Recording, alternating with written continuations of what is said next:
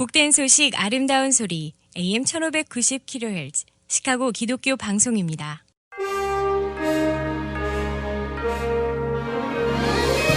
여러분 안녕하십니까? 11월 9일 월요일 KCBS 헤드라인 뉴스입니다.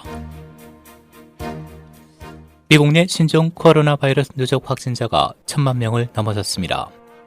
국제 통계 사이트 월드오미터에 따르면 현재 미국 내 신종 코로나 바이러스 누적 확진자는 1029만 2492명을 기록 중입니다.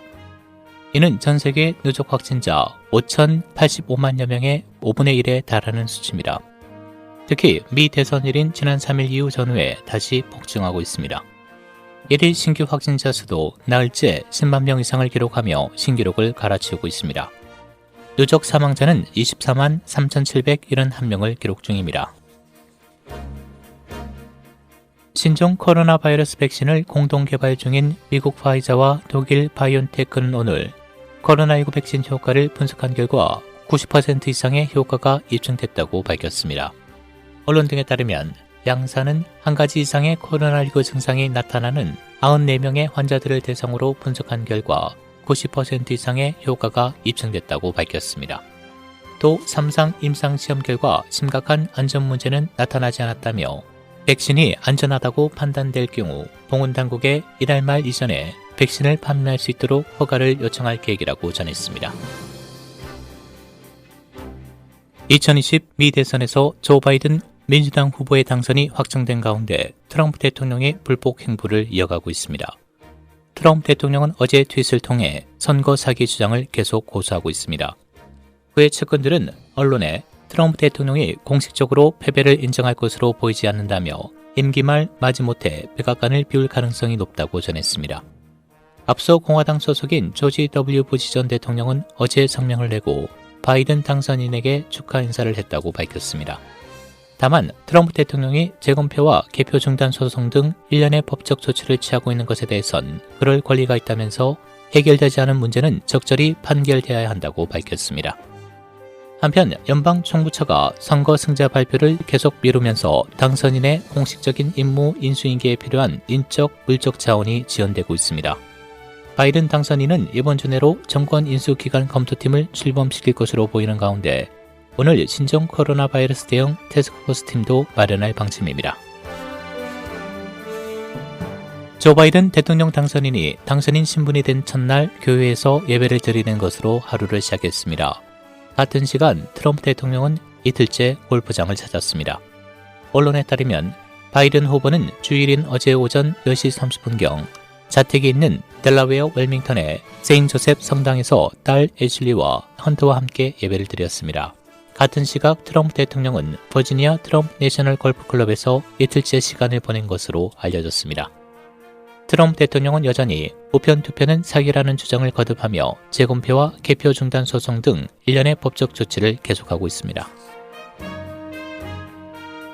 일리노이주 1일 신규 확진자 수가 10,000명을 넘어섰습니다.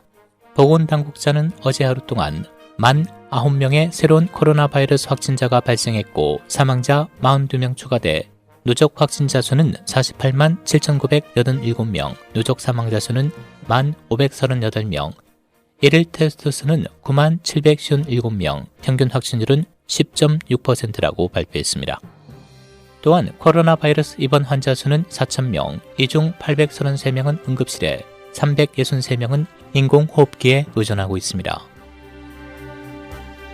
조 바이든 전 부통령이 펜실베니아주에서 승리하고 270표를 넘어 대통령에 당선되었다는 소식이 전해지자 전국 도시에서 축하 행사가 일어났는데 그중 시카고가 가장 활기찬 축하 행사가 이어졌다고 언론은 전했습니다. 지지자들이 거리로 넘쳐나자 경찰은 레이크뷰의 노스 홀스테이트길을 막았고 자동차 경적과 함성이 울려 퍼졌습니다. 많은 지지자는 너는 해고야 라고 적힌 피켓을 들고 있었고 보이스타운에서는 인파로 안전거리를 찾기 어려웠으며 수백 명이 가면을 쓰고 바이든의 승리를 축하하기 위해 거리로 나섰다고 언론은 전했습니다. 네바다주의 시골 교회가 종교 모임 인원을 50명으로 제한하는 규정을 뒤집기 위해 두 번째 연방법원으로 갑니다. 지난 7월 레노 고등법원으로부터 요청을 거부당한 교회는 지난 목요일에 두 번째 청원서를 제출했는데 청원서는 네바다주의 코로나 바이러스로 인한 모임 인원수 제한이 종교의 자유에 침해되고 있다고 주장하는 전국의 교회를 위한 시험 케이스로 간주해달라고 법무부에 요청했습니다. 칼보리 채플은 예배 인원을 50명으로 제한하는 규정이 종교의 자유를 위반한다고 주장하는데 카지노와 레스토랑, 체육관, 미용실과 볼링장 등은 수용 인원의 50%까지 허용하는 곳도 있기 때문입니다. 연방 항소법원은 다음 달 네바다주 교회의 항소에 대한 구두 논쟁을 시작할 예정입니다. 북한 코로나 바이러스 검역소에서 사람들이 굶주리고 있다고 기독교 NGO 활동가가 밝혔습니다. 북한 지도자들은 코로나 바이러스 전염병에 관한 사례가 단 한 건도 없다고 계속 주장하고 있지만 기독교 NGO 활동가 팀 피러스와 소식통들은 북한이 바이러스 사례가 있을 뿐만 아니라 국가가 바이러스에 감염된 사람들을 격리해 죽게 하는 것이 전염병을 예방하는 방법이라고 생각한다고 밝혔습니다. 그는 또 우리가 찾는 더 놀라운 정보 중 하나는 북한 정부가 그곳에 수감된 사람들에게 최소한의 식량이나 의약품도 제공하지 않는 것이라고 말했습니다. 날씨입니다. 오늘 대체로 맑은 포근한 날씨 보이겠고 일부 구름 많은 지역이 있겠습니다. 낮 최고 77도, 밤 최저 66도. 내일 흐리고 오후에는 강한 바람과 함께 산발적으로 썬더스톰도 예상됩니다.